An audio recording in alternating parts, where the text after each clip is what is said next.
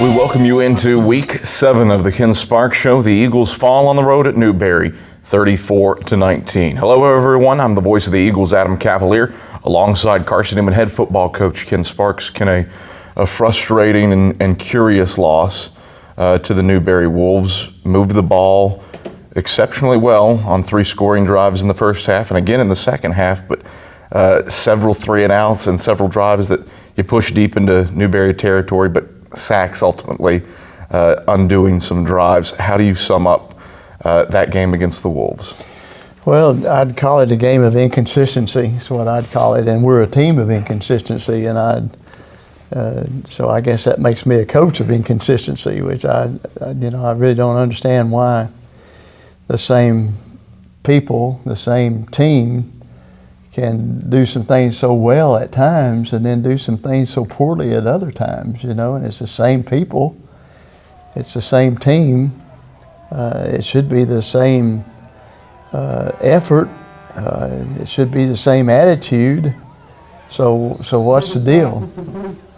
We're playing against the same team and the same people, and you've heard me talk about this before. I don't understand mind stuff like that. Mm-hmm. I know it happens, and I know we're young, and I know we got some people playing young, which means there's times when they really play well and there's times when they don't play well. And but it's not just the young ones, it's all of us. It's we got some seniors that are doing the same thing, that are playing inconsistently, and I just don't understand that, and it drives me crazy, and which means that I'm not motivating them the right way. I'm not I'm not convincing them how we need to play the Eagle way. And so I don't know. It's very, very frustrating in the end of the game, especially with just a nail in the coffin as far as I was concerned, give up a touchdown on the last play of the game. Yeah. When and to give up so many negative plays, negative yardage plays, and that's my fault too. I put us in the shotgun when we hadn't worked much against, with the shotgun. In fact, it hadn't worked any except in practice on Friday, when we found out that probably Noah might be limited in his movement. But still, it's the same blocking assignments. It's the same everything. The only thing you've done is move the quarterback 4 yards back. Everything else is the same, but I don't know. I didn't help them enough, and so my career in the press box is officially over. And because I think at least at the end of that ball game, I could have helped a little bit, if I'd been down there. So I may be sitting on a stool or something down there, but we'll get better. And I'm not the secret to all this. I'm not the cure-all of all this. I don't want it to sound that way. I don't want it to sound like that I got all the answers. I don't right now. I don't have any answers. Come on, guys, let's go. Carson-Newman falls at Newberry, 34-19. We'll break down the first half when we come back after this on the Ken Sparks Show. Back on the Ken Sparks Show, Eagles fall on the road at Newberry, 34-19. I'm Adam Cavalier alongside Carson-Newman head football coach Ken Sparks. Ken, you kind of alluded to it, the pressure. A school record, 9 sacks allowed, 14 tackles for loss allowed. That ties a school record. Was it Newberry? Was it Carson-Newman? What happened with the pressure generated in that game? Well, we didn't block very well. We did start 3 freshmen at center and 2 guards, and the 2 guards hadn't played all year, and they were brand new, new experience. But that's no excuse. And then we a couple of times they sent linebackers and we turned them loose, and a couple of times they sent guys off the edges and we didn't get them blocked, and so I don't know. I don't know the answer to that. Game started incredibly well. First play from scrimmage, a 75-yard halfback pass. And then you force a 3-and-out and then march down the field, a 15-play, 75-yard drive. Don't get any better. up 13-0. What's going through your mind then? Well, I was not. I felt like if we score one more time, if we'd go back out there defensively and hold them, but then we gave up a long kickoff return. Yeah. We gave up field position, and that game was an unbelievable field position game, and all of it against us, field position wise. You know, they were starting midfield, and we were or better, and we were starting inside of 20 most of the time, and so our kicking game was not very good. The fact is, it really broke down bad, and so I don't know. I was thinking, okay, they're thinking we planted some seeds now. Let's water it and cultivate it. If we get one more 3 and out or a defensive stop and come back out and do something offensively again, then I think we're where we need to be. But that didn't happen. They almost immediately turned the game in their minds. Some people would call that momentum. All that is just a mind game. But in their minds, probably said, "Okay, here we go." You know, we missed the extra point after the second touchdown, and I don't know, but I think that was an unbelievable downer for us. You know, don't ask me why. But that just really. Yeah. Affected some things. Yeah, I think it did. I think it opened a door for some negative thinking on our behalf. I don't know. I've got to get me one of them couches and one of them notepads and start trying to take some notes on some things, you know, because I'm really confused. I really am on why we're playing like we're playing. Well, again, you had 223 yards of total offense in the first half, and you think on paper that's not too shabby, but your 3 scoring drives eclipsed 240 yards of total offense. The other 4 possessions were all 3 and outs, and you lost yardage. 17 yardage. Yeah, we just gave up a lot of sacks, and which, you know, if our quarterback, you know, cannot take sacks. That's a no-no. There's no reason to take a sack. Get the ball out of your hand. Now, there's a reason if you hit from the blind side where you don't see it coming. But if you know that you got pressure, get rid of the ball. If you don't have a receiver, hot receiver, or a back that you can drop it to, a drop down, a check down where you can get rid of it, and that should have happened. And but we just, I don't know, we haven't coached that very well, I guess, and it must not have. If we take 9 sacks, we ain't coached it very well, and didn't make too many adjustments on the sideline with it like we should have. So anyway, we got plenty to keep working on. Carson-Newman trailed Newberry 28-19 at the half, and we take a look at the first half highlights. Line with a standing end to the left, splits backs behind Noah Seward. He takes, runs pitch to the right side, Wimbush, halfback pass, airs it out for Seward, complete in Newberry territory. Seward down the right boundary. Seward takes it the distance. Touchdown, Carson-Newman.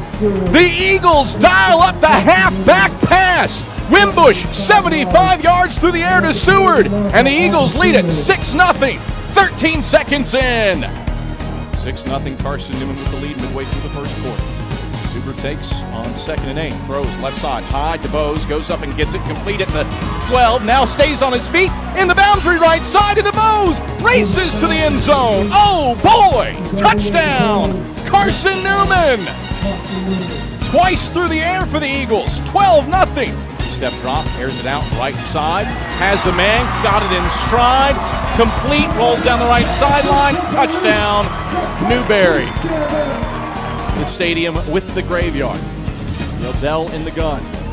Clark in motion to the wide side left, Dr. to Yeldell's left in the gun. Throws it out, complete, over the left hashes to Castle, has it at the 15, bangs off a tackler at the 10, another at the 5, and he's into the end zone. Touchdown, Newberry. Yeldell takes, he wants to throw Watson's way, complete in the backfield, Eagles have numbers. Watson stayed on his feet, left sideline, and he spins into the end zone. Touchdown, Newberry.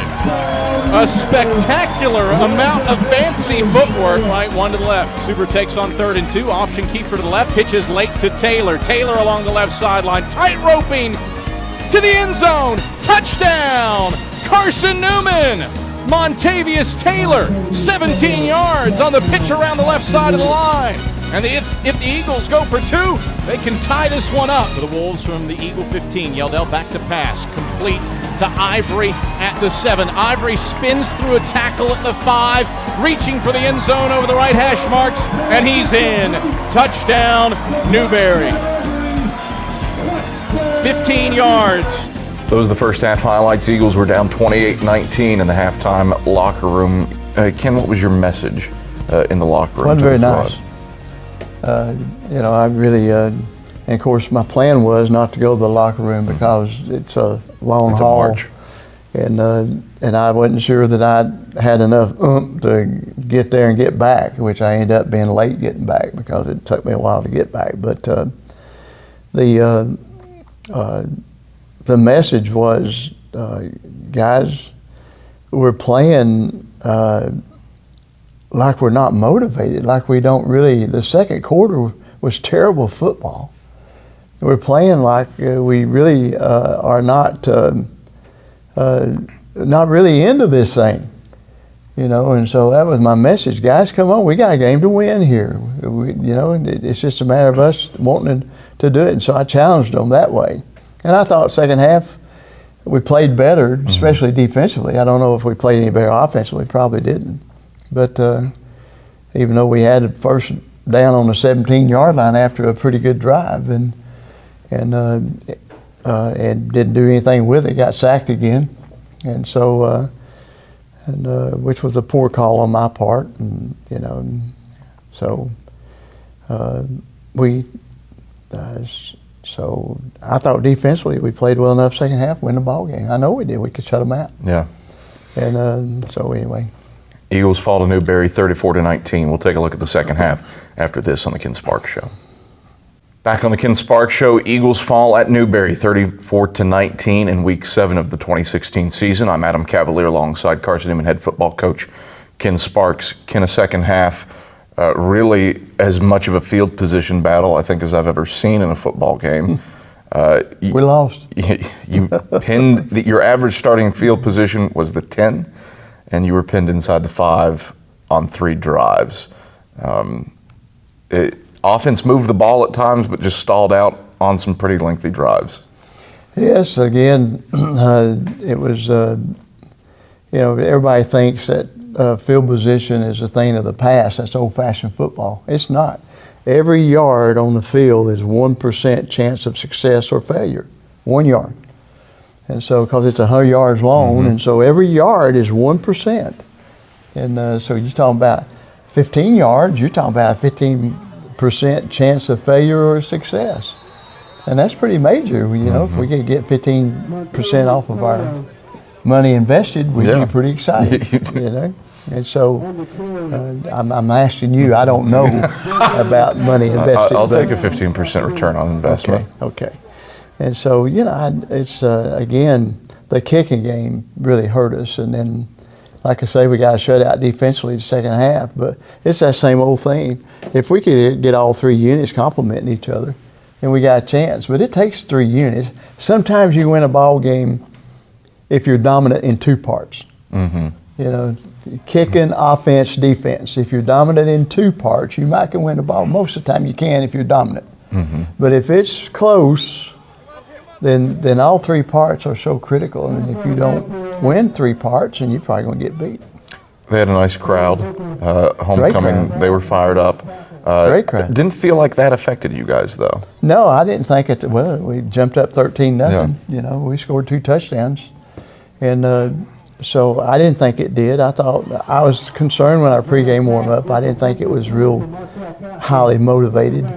But our coaches are okay with it, so if they're okay with it, I'm okay with it. And then we got the great start. The first play, touchdown. Second, defense comes out and gets 3 and out, which is tremendous against their offense. They got a good offense.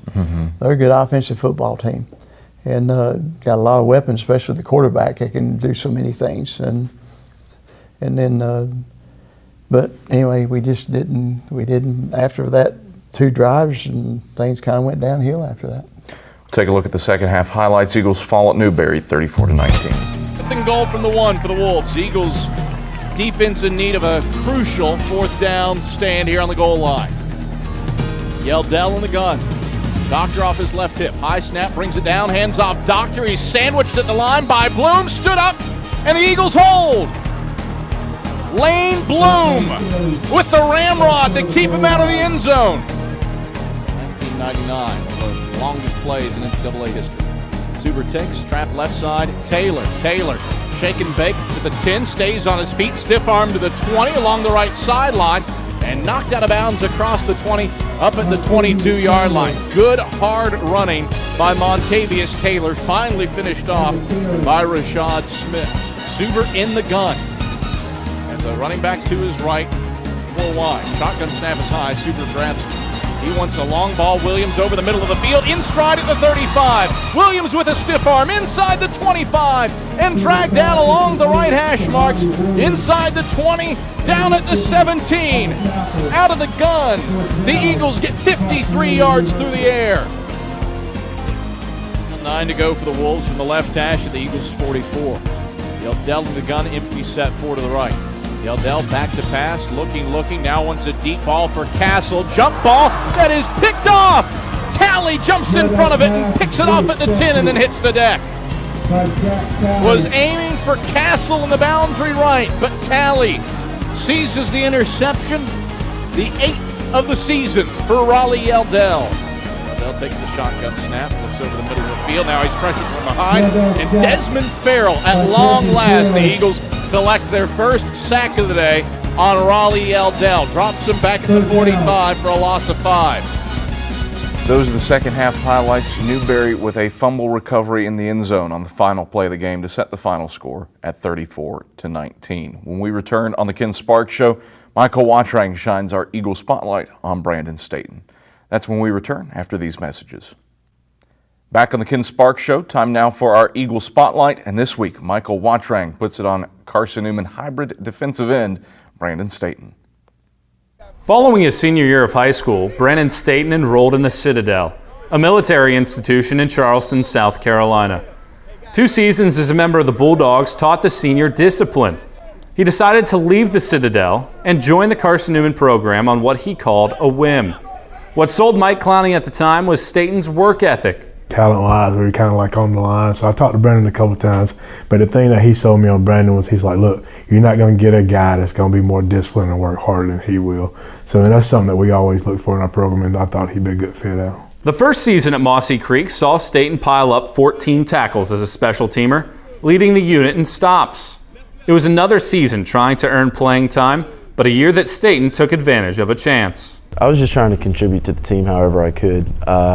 The coaches always harp on, if you want to make it on special teams, and I feel like that's how I did it.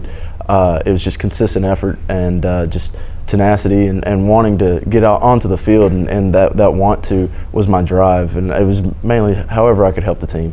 Staten's work ethic is not lost on his teammates. Junior linebacker Saheem Stupart has started 30 of the last 32 games for CN and notices how important a player like Staten can be to lead a team. I've always known Staten as being like the hardest worker on the field. He's just always outworking everyone, and he's that type of person that'll just get you going. He's always telling me, picking me up, so I would say he's definitely that type of player. Relying on effort, the Barnwell, South Carolina native is one of the most cerebral players on the roster. Staten's view of the playing surface is something that was imprinted on him by his parents. When people ask me about Brandon, I think one of the most unique things about him is he's a coach's child. His mom's a volleyball coach, basketball coach, his dad's a football coach. So when you're in the room and you're talking football, like he's the guy that's asking questions, that's working to learn, that's got that desire to do the little things right. And I think from him learning and working, that's kind of what's giving him a chance to be in position to make plays. It was a circuitous route to wearing a Carson-Newman uniform for Staten, but a path that he embraces. In reflection, the former Citadel student athlete found a home in Jefferson City. Just appreciation. You're looking back on your time and you can't help but just feel thankful for all the opportunities that I've come across to get here. God has a funny way of one door might close but another one opens, and it might not be the one that you wanted necessarily, but He knows what's best for you, and I'm so thankful and I'm appreciative of the opportunities that have been given. Summing up his time in the Orange and Blue, Staten called playing college football a dream come true. Among the people that he thanked were the Citadel coaches and Carson-Newman coaches Clowney, Nick Reveiz, and Tony Iruli. Staten's patience led to a solid senior season. For the Ken Sparks Show, I'm Michael Wattrang. All right, thank you very much, Michael Wattrang. Ken Sparks, Brandon Staten, one of those guys who's showed some growth and here in his senior year, developing into a little bit of a leadership role, and just one of those guys who seems like he gets the team fired up from time to time. He's a hard worker, and what you see is what you get. He's not a pretender. You know, he's not going to act like he's something that he's not, and you know, and he's still got a lot of growth to do, like we all do. I think he's really open to change, open to growth, and that's all the Lord wants for all of us, is to be open to Him, so He can grow us and stretch us and do the things that He wants to do with us. And so, Brandon's found a way to help us with kicking game, taking on a new role. You know, he went from linebacker to putting his hand on the ground a lot, and so he'll find a way to help. That's just the way he is. Turn your attention now to the Wingate Bulldogs. 4 weeks left in the season, and a team that's pretty hot comes into Berkshire Stadium. Only lost one game. Yeah, only lost one game and thumped Lenoir-Rhyne this past Saturday, 49-6, I believe. Yeah, isn't that amazing? Joe Reich has them playing well, and without their starting tailback, a couple of backups have filled in ably for him. Always a tough game when you play Wingate. Yeah, they always find a way, and they beat us here. 2012. Yeah, about 4 years ago, they beat us here in a real close ball game. And so, you know, last year I think it took overtime to beat them, and at their place. And so I think they were undefeated when we played them last year, and this year they have lost one game. Catawba beat them, and so, you know, they're a well-coached football team that will come in here and give us all they got. And if we play like we've been playing, they're sitting over here right now giggling real high. They're excited about coming over here and playing us. Used to, people weren't really excited about coming to the creek and playing, but we're working on changing that. You know, we got to quit changing that. So anyway. Again, pleasure as always. Thank you for the time this week. Thank you. That's Carson-Newman head football coach Ken Sparks. I'm the voice of the Eagles, Adam Cavalier. This has been the Ken Sparks Show. Thanks for watching.